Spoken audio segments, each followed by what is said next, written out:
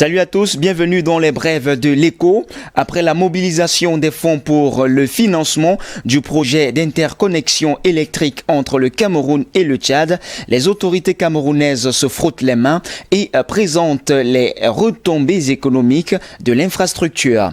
À cet effet, explique le ministre de l'Eau et de l'Énergie, le MINE, grâce au déploiement des 1560 km de lignes de transport d'électricité entre la centrale de Nachtigal, soit 420 MW au Cameroun et la ville de N'Djamena au Tchad, la partie camerounaise pourra procéder à l'arrêt définitif des centrales thermiques de Garoua, Maroua et Kousséri dans la partie septentrionale du pays, limitrophe au Tchad, dont les coûts de fourniture en gasoil sont d'environ 14 milliards de francs CFA par an. Ce qui va générer une économie budgétaire d'un montant similaire pour l'État qui supporte l'achat du gasoil afin d'éviter que le prix de l'électricité n'augmente. Par ailleurs, indique le MINE, il est prévu une augmentation des revenus pour l'État du Cameroun par le biais de l'exportation de l'hydroélectricité du Tchad qui utilise majoritairement les combustibles fossiles comme moyen de production d'électricité. En effet, il est prévu une ligne de transport de 225 kV de 1024 km entre Ngaoundéré, Garoua, Maroua, Kousséri, N'Djamena, Bangor, Ngelendeng, Yagua, Maroua, avec des postes électriques dans chacune de ces villes.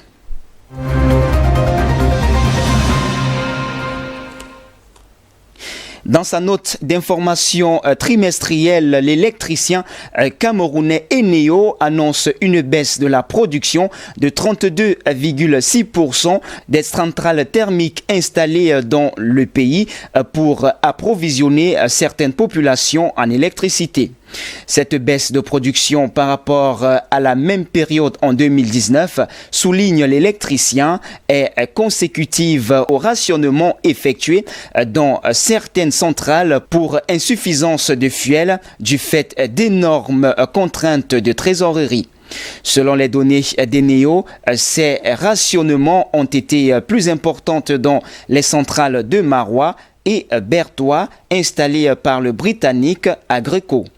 Officiellement, leur capacité de production ont diminué de près de 60% au cours de la période sous revue. Mais apprend-on cette baisse de production dans le thermique qui a induit de nombreux délestages dans le pays a partiellement été compensée par l'hydroélectricité dont la production a progressé de près de 3% globalement entre janvier et mars 2020. Ce qui a permis aux centrales de Songloulou et d'Edea d'assurer 65% de l'offre en énergie électrique au Cameroun sur la période contre 19% pour les centrales de gaz à Kribi et à Dibamba contrôlées par Globeleg.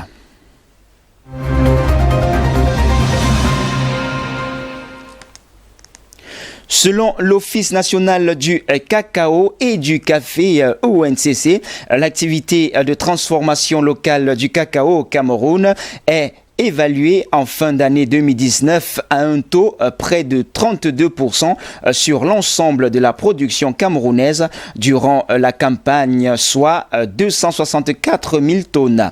Cette performance, explique l'ONCC, est à mettre en liaison avec l'accroissement du nombre d'entreprises installées avec l'arrivée de Neo Industries à Kekem, à l'ouest du Cameroun, d'une capacité de transformation de 32 000 tonnes et Atlantic Cocoa Corporation, en abrégé ACC, à Kribi, d'une capacité de 48 000 tonnes. Elle est surtout due à l'achat de nombreux équipements par la société industrielle de cacao, en abrégé SIC Cacao. La filiale du Suisse Barry Callebaut est l'un des principaux acheteurs du secteur, ce qui lui a permis de renforcer ses capacités de transformation pour passer de 53 000 à 56 000 tonnes, soit une hausse d'activité d'environ 9,6% au cours de la période sous revue. Toujours selon l'ONCC, SIC Cacao passe ainsi au premier rang des acheteurs de fèves avec 22,2% des parts du marché qu'elle destine à la transformation. Dévançant pour la première fois Telcar Cacao, filiale de l'américain Cargill, avec 19,9% des parts destinées à l'exportation. Sur les 84 480 tonnes de cacao destinées à la transformation en 2019, 58 608 tonnes ont été acquises par SIC Cacao, soit 69,4% de la production commercialisée dédiée à la transformation locale. L'entreprise contrôle donc les 3/4 de l'activité de transformation de cacao au Cameroun.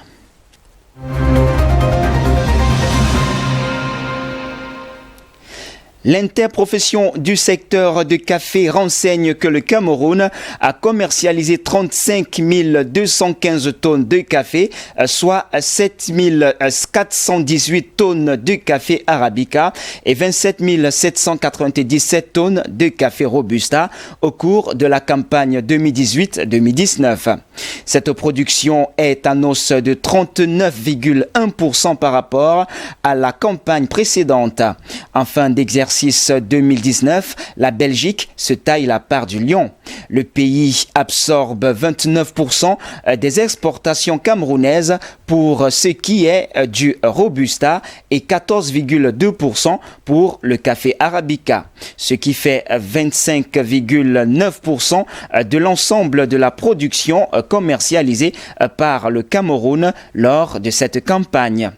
Elle est suivie par la France qui a importé 21,3% du café Robusta et 3,8% du café Arabica, soit 17,6% du volume global.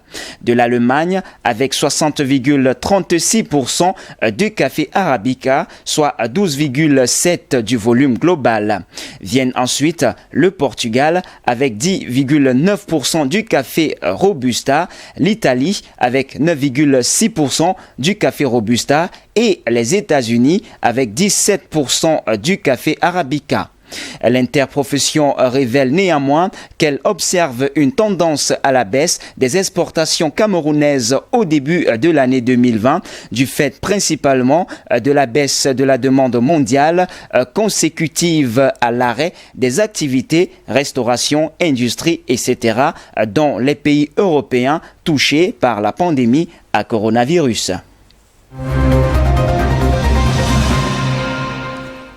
Et on va terminer avec cette information aussi importante en économie hors de nos frontières. Le Japon donne seulement 6 semaines à la Grande-Bretagne pour conclure un accord commercial post-Brexit. La Grande-Bretagne a officiellement quitté l'Union européenne mais reste liée par certains engagements européens jusqu'en fin 2020, le temps de négocier ses futures relations avec le bloc.